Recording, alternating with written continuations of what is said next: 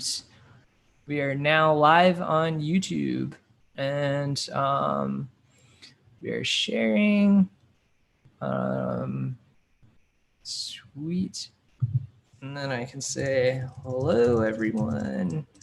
I can chat in the stream, which is very exciting. Okay. Let's do this thing. Good evening, everyone, and welcome to Code for Boston. My name is Matt, and I am on the leadership team here at Code for Boston, along with Harlan and Annie and Alex, and potentially some other folks that are not in one of the 5 boxes that I saw before this all started. Thank you so much for coming. And if you have any questions, need help with anything, feel free to ask one of us, and we will be more than happy to help. So first and foremost, we'll do some announcements. And the first announcement, read our code of conduct at codeforboston.org. The gist of the code of conduct is you should be respectful to one another. And if for some reason you feel like folks are not being respectful with you, then please talk to one of us on leadership, and we'll be more than happy to take care of it. Some requests from me. First and foremost, RSVP at meetup.com/codeforboston. Meetup is the main way that folks are learning about us, or they learned about us. A lot of you learned about us from Meetup, so that helps boost us in the Meetup ecosystem. Of course, if you don't RSVP on Meetup, you can still RSVP on Zoom. So you can update us on your project on Zoom, or if you're new, going into the Zoom is the place where new member orientation occurs. And so you will want to be here to figure out what's going on with projects and how to get engaged on Tuesday night. That being said, please also make sure if you're not yet on it, join the Slack at slack.codeforboston.org. Slack is how a lot of folks are asynchronously working on their projects during the week, and also we're using their video chat feature. Definitely get your invite just by typing your email, and you'll get right in there. Finally, fundraising is how we pay for our work. We don't have to raise a ton of money, but it does cost some money to run this, and we appreciate how folks have been supporting us. So you could give a direct donation at codeforboston.org. And if your organization wants to sponsor us or otherwise, provide some kind of support to Code for Boston, talk to Harlan or I, and we're more than happy to figure out how to arrange that. Finally, I did send out project update email newsletter last week. And so if you're not on the project update email newsletter and want to be on it, just go to codeforboston.org and click the sign up for the email newsletter at the bottom of the website. It'll be a little MailChimp sign up form, and we're sending out on Wednesday mornings written version of the project updates along with jobs and events. And of course, if your civic tech related organization has a job or event you would like to share in our newsletter that goes to over 300 people, please post it in the events or the jobs channel, and I will make sure to add it in. Finally, another way you can support us is if there's still hoodies on the Shopify store, you can get one of these Code for Boston hoodies. That link was also in the last email newsletter, and I can share it again as well. So that's it for regular announcements. Next group of announcements is events. So we've been plugging the BARI, Boston Area Research Initiative conference, which has been a series of discussions over the past month or two. It's been traditionally on Fridays. However, this Friday is functionally a holiday Friday, so they're taking the week off. They will be back next week with a closing keynote, and in the closing keynote will be mayors of a bunch of communities, and then the executive director of my organization, Mark Drazen at the Metropolitan Area Planning Council, will also be speaking. So if you're interested in communities and data and all the sort of exciting and interesting things happening, and especially issues related to racial justice and use of data in the community. I highly recommend signing up for the BARI conference. The link to it is in the Slack. It'll be in the email newsletter as well. Finally, we have Code for America is doing a webinar on modernizing Congress. It'll be this Wednesday at noon, so that is tomorrow. Thad, who may or may not be logged onto the Zoom call right now. Yep, I am here. You're here. Thad, do you want to give us a quick preview, quick plug? Sure. So this call is going to be around our project, the Windfall Elimination Awareness Project, and which we've done over the last year and a half, as a small portion of the call. And the call will be led by Georgetown affiliate Lorelei Kelly, who is an expert on modernizing Congress. And she has been in this field. She's a veteran. She's been in this field for a really long time and knows everything there is to know about sort of what Congress needs to be working remotely, to do digital. And she's been an advisor to our project for the past year or so. And basically, she'll explain why COVID is the impetus for how Congress is changing, and how our project was kind of an early part of that. So join us at noon, or watch the live stream after, or watch the recording afterwards. And yeah, thanks, Matt. Yeah, thanks so much, Thad. I think it's going to be a great event, and it's really exciting to see the hard work that folks here at Code for Boston have been doing, highlighted nationally. I think it goes to show it's sort of been a really neat project that's still ongoing. So if you're new, you might have the opportunity to engage with it tonight. Both from sort of a product perspective and my own personal investment as a government employee impacted by the issue that hits, and also from a technical perspective. They're doing some cool things in the project. So definitely worth checking out. And I think, they're standing up a lot of cool stuff at, I think it's called the Beak Center. And so it'll be interesting to see that discussion tomorrow. All right, finally, project updates.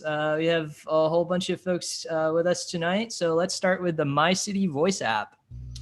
Hey everyone, nothing major to report from MyCity Voice app. We're continuing down our list of feature requests and improvement from the city of Boston. Plenty of work to do. If you're looking for some work in Python and AWS, definitely come join us. All right, thanks, Jamie. Next is the Safe Water project. Hi everyone. So we are still looking for anyone interested in Python, Flask, or Heroku to work on a web app. To give you an example, there is currently a cyanobacteria advisory on the Lower Charles, and one goal of the app is to improve the transmission of this information to the boathouses and the public.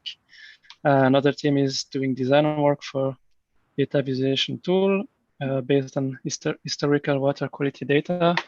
And we have received the feedback of our partner on a first design iteration. So we work on this and start the second design iteration. There we're looking for anyone interested in ArcGIS, data visualization, data viz designer, or simply folks interested in river water quality data. And finally, in the meantime, we have a survey designed by our user researcher that is out.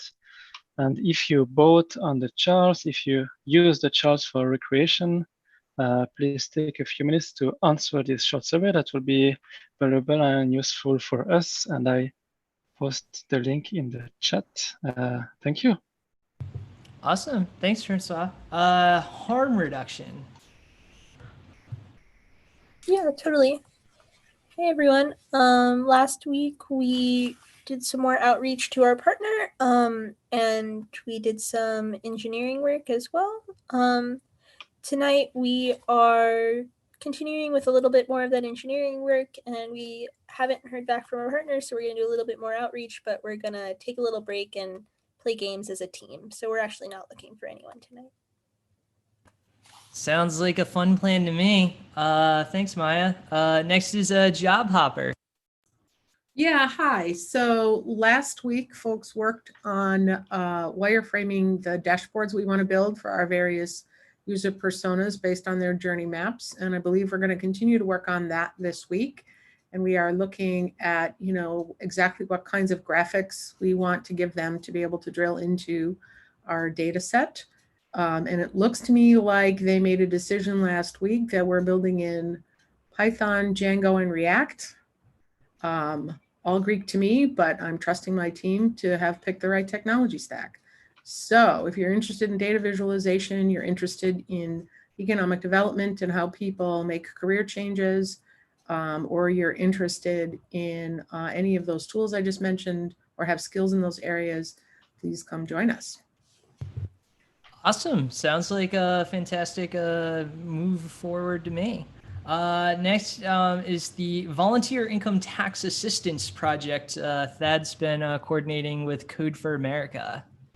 Thanks, everybody. So you're running out of time. If you don't get involved soon, you'll have to wait till next tax year. Taxes, are of course due on the 15th, and we're hoping everybody has what they need well before that. This week, I was on 3 or 4 calls with the Massachusetts Coalition to help them figure out what they need to clear out their backlog of helping people with their taxes. And if you'd like to help me along, just get in touch on the Windfall Awareness channel. Thank you. Great, thanks, Thad. Plug along. Hi everyone, Eva here for Plug Along. I'm actually not sure that our technical lead is going to be here tonight because I don't see him in the Zoom. Nevertheless, if you are interested in, actually, excuse me, I just joined, so I was just forgetting what I'm supposed to do right now. Actually, I think we had a special hacking session on Sunday where we continued to fix bugs since we are very close to MVP, and we will continue to work our way through bugs tonight. All right, zapping those bugs. I love it, Eva. Clean Slate, you're up next. Yeah. So we've been working to finalize our juvenile sealing app. Last week, we worked on some of the small technical details of that. And we just received feedback from our round of user experience review. So we're going to be looking that over tonight. And we were able to touch base with our contact at Civilians for Juvenile Justice about our Massachusetts prosecution data. And we've identified and clarified a couple of questions that we're going to try and answer. So that's what we're working on tonight. Sounds good to me. Thanks, Jeremy. Windfall Awareness, Thad, you're up. Thank you. And last week on Windfall Awareness, Alex Merritt and I worked on, and a couple others worked on the C++ 2 JavaScript connector, and we finalized kind of a basic API. This week, we hope to get that running on the front end somehow. So we were pretty close to achieving the features that we needed the C++ backend for, and it all runs in the browser now. So this week, if it sounds good to do mob programming with us, welcome to join. We might be doing a tiny bit of React, but mostly it will just be JavaScript. Thank you. Great. Thanks, Thad. And then is anyone here from the Get Us PPE project? All right. Going once, going twice. So those are all the projects that are presenting and being worked on tonight. Here are the list of rooms. So if you want to join the appropriate project, now is the right time to do that. And of course, you can always see a full project list at codeforboston.org/projects. Otherwise, thanks so much for stopping by tonight, and happy hacking. I am going to now stop the stream, and what we'll do is for new folks, in a couple minutes,